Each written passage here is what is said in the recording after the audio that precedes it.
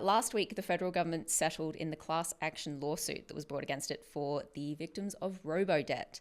The government's agreed to pay $475 million, which might be the biggest class action settlement in Australian history. And this brings the total cost of Robodebt to the government to $2.4 billion. Matt, maybe before we get into everything, can you just give us a quick recap? What was Robodebt? Yeah, Robodebt ran from 2015 to 2019. The previous coalition government were basically desperate to run a surplus, and they thought, you know who has a lot of money? Welfare recipients. We should gouge money out of the welfare recipients. Interesting, yep. And so what the idea was is they would basically average income. So imagine, somebody submits their tax return, and it shows that they earn X amount a year, and then they look and they say, well, but we gave you this amount of welfare payments, and it looks like you earned more money than you actually should have. And the problem with that is that, let's say that you were working half the year for 6 months in a job, you lost your job, and then you were on unemployment benefits for the second half. Like someone who is on unemployment benefits might. Yeah, yes. Exactly right. Fairly plausible basic idea. Now, for the first, if you look at their end of year when they submit their tax return, it looks like they earned far more than they should in order to get unemployment benefits, because they were only claiming it for 6 months.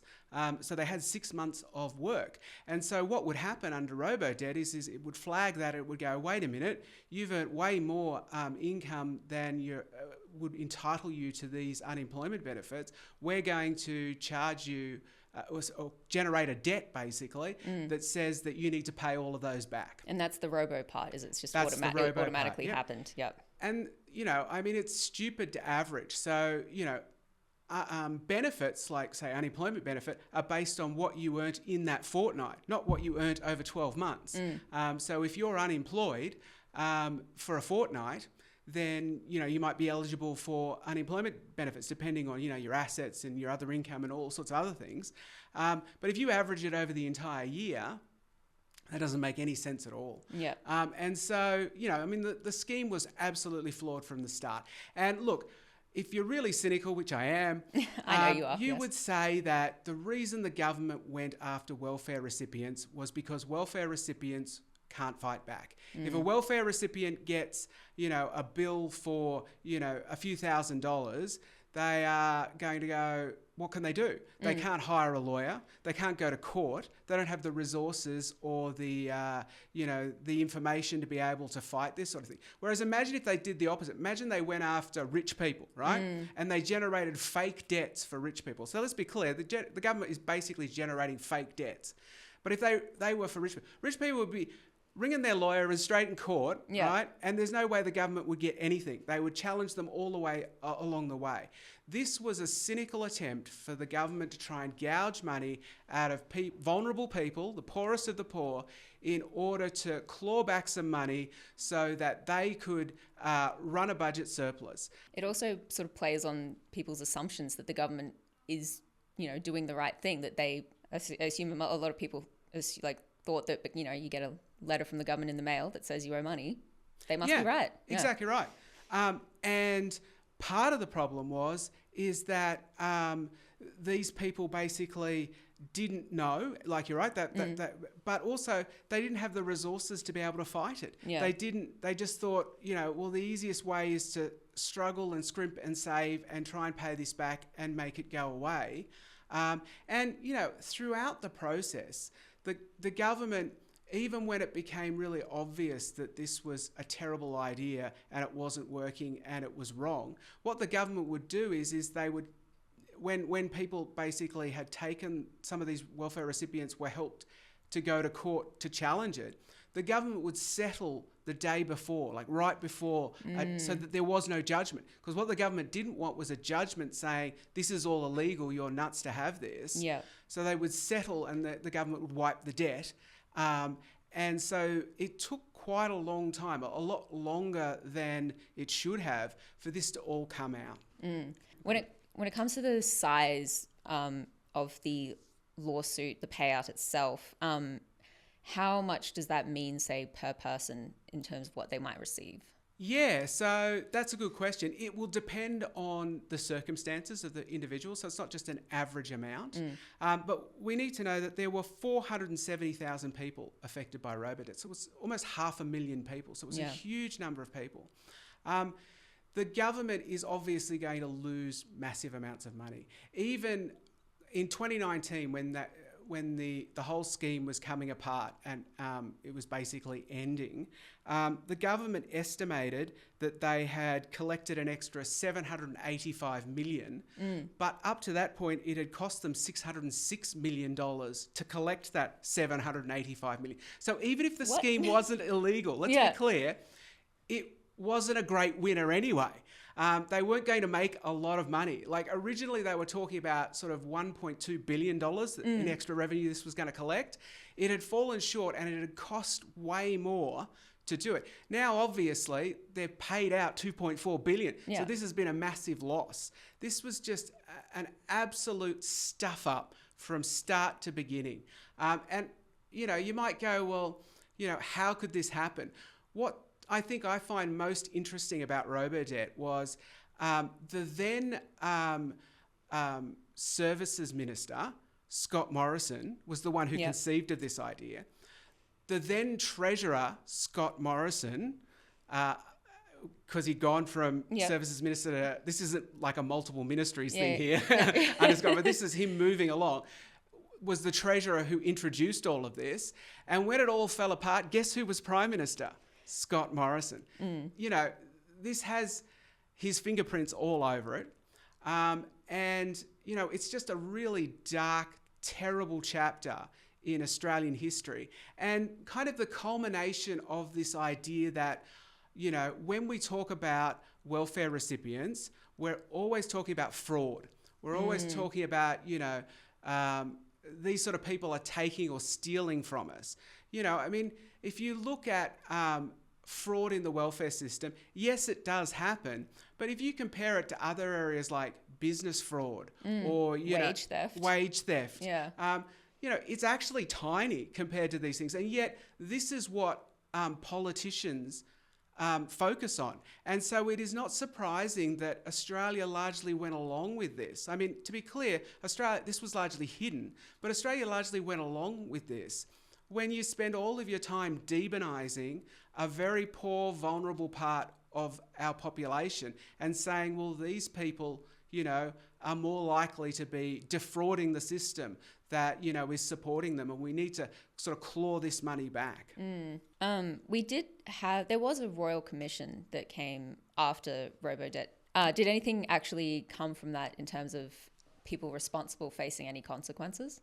Yeah, very little, unfortunately. So one of the main public servants involved in this actually died between when the Royal Commission happened and when the Robodebt scheme was sort of happening. And unfortunately, I think she was blamed. Like she was, you know, from what we saw, she was a part of it. Yeah. But I think they took advantage.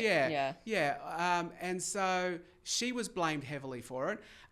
Another important architect or somebody heavily involved in the public service was moved on and put in charge of AUKUS.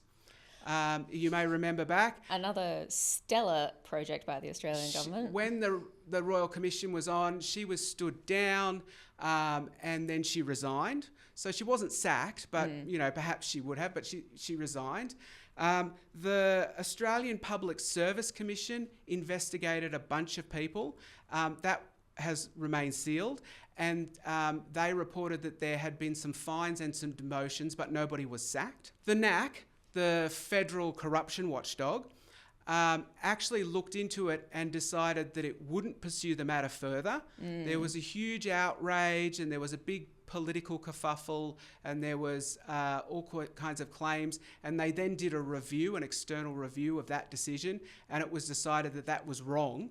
And that now the NAC is investigating, and they're currently investigating 6 people.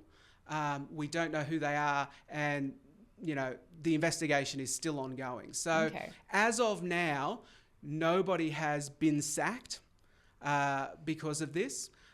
There have been some demotions and fines. That woman lost her job because she resigned.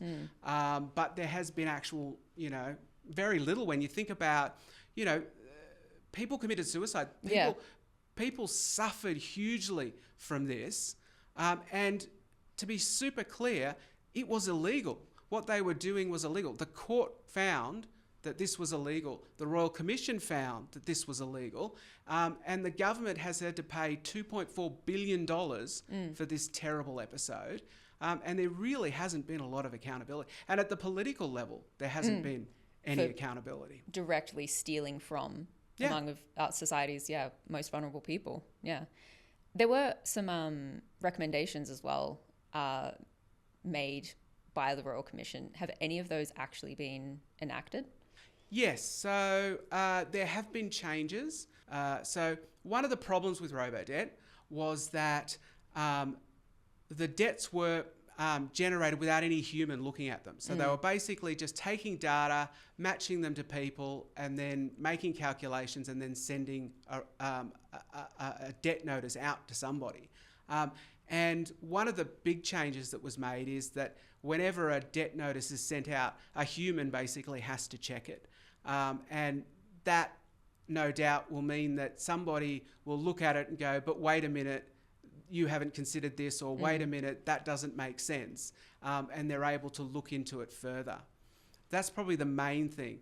But, there's no reason why this might not happen again. I mean, we've been talking a lot about AI. Yeah, I was going to ask, with sort of AI becoming more prominent, and also with the government talking about using AI more to do things like, assess environmental red tape and things like that, is there a danger of AI being used in a way that might, have similar consequences? Yeah, look, under the current system, no, but there's no reason that can't change in the future. And as I said, it comes down to demonising a particular group. And if we go back down that path of only thinking about people on welfare benefits being these others that, are taking from us, that are always engaged in fraud, it's entirely possible that if some future government will think, well, yeah, they're an easy target, let's use AI this time to basically go after them and try and reduce